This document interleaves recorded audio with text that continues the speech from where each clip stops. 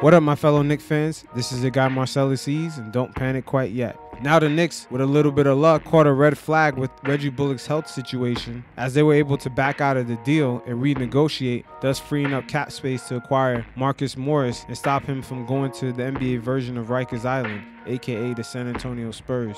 Now Marcus Morris, along with his brother Markieff, in their 9-year NBA careers have been known to bring a level of physicality and toughness to the teams that they go to. With this addition, the Knicks now have a nice combination of youthful players and seasoned players that can bring an identity to this team. Now with all this depth on the team, you have to wonder, does this put David Fizdale on the hook to be graded this season because of the depth we have on this team? Now let's take a look at the Knicks depth chart, as the team right now is not looking too bad. We have Dennis Smith Jr., Alfred Payton, Frank Ntilikina all at point guard, RJ Barrett, Alonzo Trier, Damian Dotson at shooting guard, and we should also have Reggie Bullock on the team, as we should be able to get him on a veteran minimum along with that acquisition of Marcus Morris. And at small forward, we're looking at Kevin Knox, Marcus Morris, and Wayne Ellington. Power forward, we got Julius Randle, Taj Gibson, Iggy Brazdeikis. And then also at center, you got Mitchell Robinson and Bobby Portis. This is projected. This is not official. This is just a projected list. But all these players, looking at them right now, everybody's more capable than last season.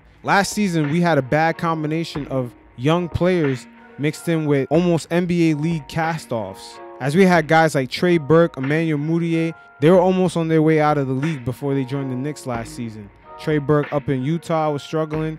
Same thing with Mudiay up in Denver. They weren't looking too good. We also relied on guys like Mario Hezonja.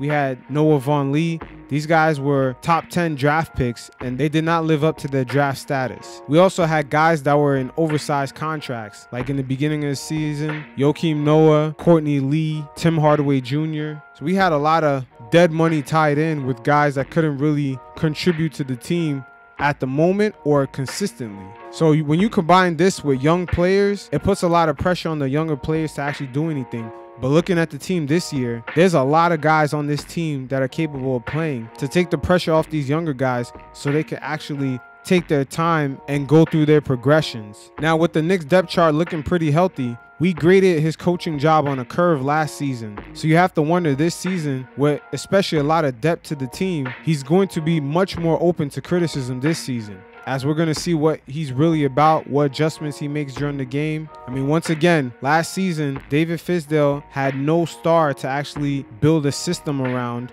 and they had a lot of dead weight contracts. And last season, because the Knicks just had a bunch of younger guys coming in, like Kevin Knox, he had to get the younger guys reps. So there was a lot of learning curves as he kept on trying plays a different position. Frank Ntilikina would sometimes play shooting guard, small forward. The same thing for Kevin Knox. There was a lot of trial and error. And then David Fizdale also used a lot of DMPs on some guys, you know, especially some veteran guys, to get them to play a lot better.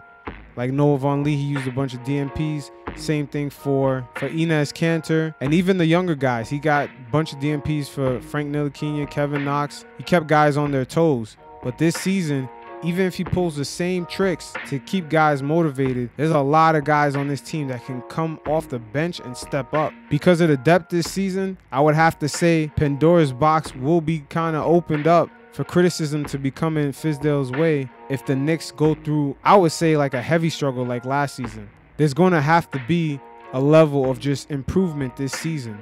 Especially a lot of young guys from last season are now in their second year. And you also got guys that can take the scoring load off of some of these other guys like Julius Randle, Marcus Morris, Bobby Portis.